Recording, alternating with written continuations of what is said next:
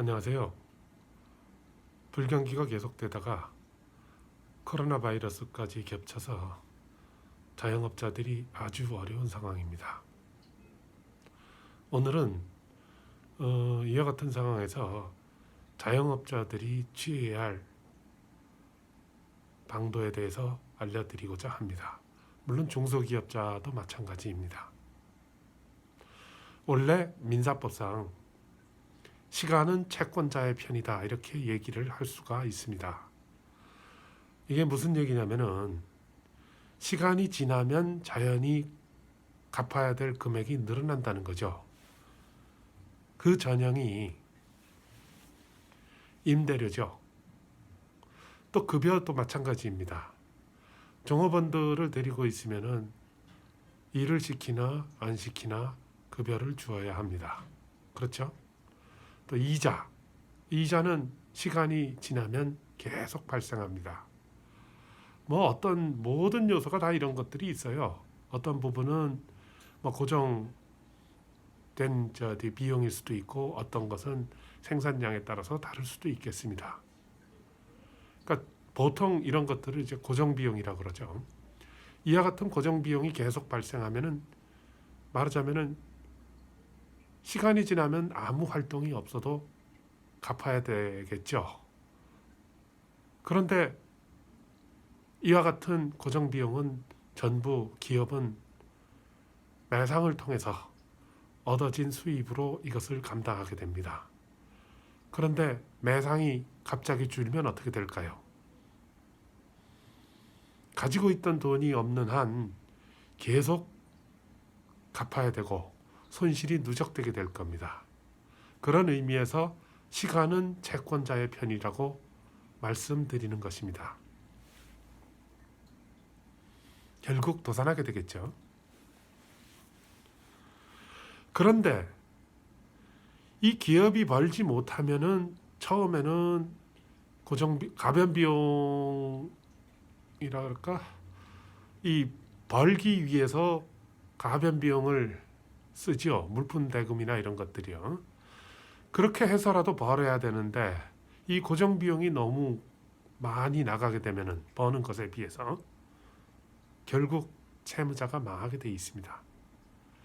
그럼 이 채무자가 망하면 이론상으로 채권자는 채무자를 상대로 해서 소송을 해서 받을 수 있고 소송을 해도 갚지 못하면 강제집행을 할 수 있습니다. 그건 법률적인 얘기일 뿐이고 실제로 보면은 재산이 없는 사람들을 상대로는 아무것도 받지 못합니다. 그런 의미에서 이 채무자가 망하면 채권자도 손해인 것입니다. 그러면 이와 같은 경제 위기에 닥쳐서 중소기업이나 자영업자가 할 수 있는 일은 무엇인가? 아무것도 없을 수가 있어요. 그럴 때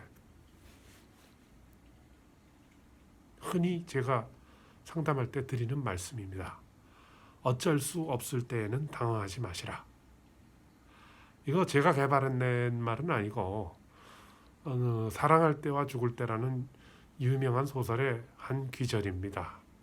이것을 읽고 무릎을 탁 쳤거든요.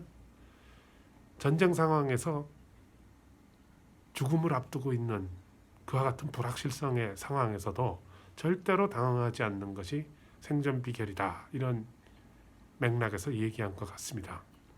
이것은 재무 위기에 당한 중소기업인 자영업자들이 늘 생각해야 될 말이라고 하겠습니다. 어쩔 수 없을 때는 당황하지 말아라. 요즘 같은 때 특히 유념해야 될 말이라고 하겠습니다. 이제 마스크 벗어도 되겠습니다.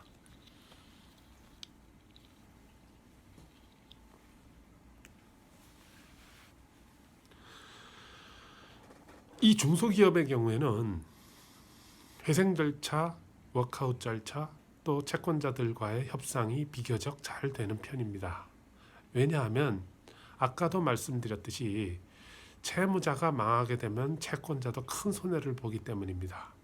그런데 이 작은 기업의 경우에는 이 기업주, 원래 기업주 자신을 빼고는 이 기업을 운영해 갈 수가 없을 수가 있습니다. 어떨까요, 여러분? 어느 건물이 있는데 여기에서 식당을 하는 사람이 있다고 쳐봅시다.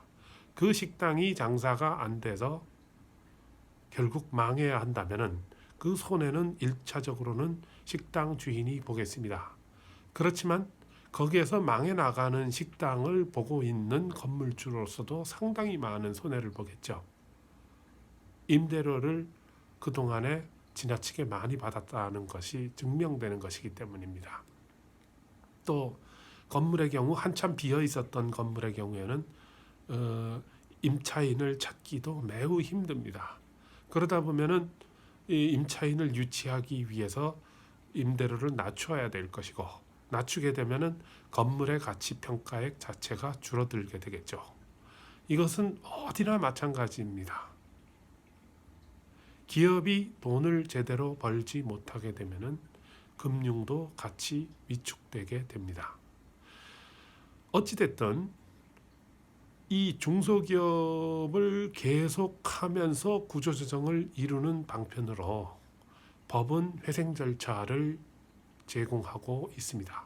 이 회생 절차로 들어갈 가능성이 충분히 있기 때문에 이와 같은 회생 절차를 피하기 위해서 그 사전적인 절차로 금융권은 워크아웃, 패스트트랙, 채무조정 이와 같은 자체적인 절차를 마련하고 있지요. 또 작은 규모의 중소기업이라면 간이회생 절차, 개인 사업자의 경우에는 개인 회생 절차도 아주 유효적절하게 작용합니다.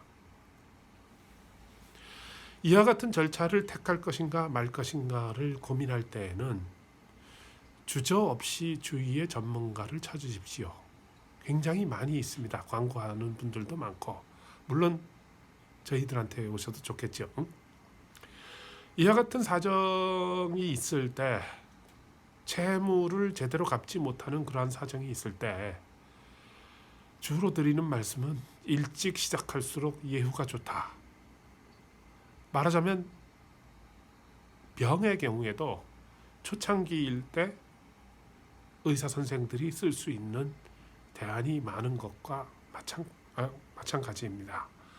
이 시름시름 앓는 기업의 경우에도 일찍 전문가들을 찾아서 기획을 하시는 분들이 기업도 살고 기업인 개인도 나름 구조조정할 시간을 가지게 됩니다. 전략적으로 사고해야 되겠죠. 아까는 시간이 채권자의 편이라고 말씀드렸습니다. 지금은 경우에 따라서는 시간이 채무자의 편이 될 수도 있다고 말씀드립니다. 왜? 고정비용 나가는 것들을 일단은 스톱 시킬 수도 있고, 그 와중에 기업은 계속 활동을 할 수 있는 것이기 때문입니다. 이와 같은 상태를 일시적으로 허용하는 것이 회생 절차다, 이렇게 생각하시면 되겠습니다. 그럼 어떻게 하시냐고요?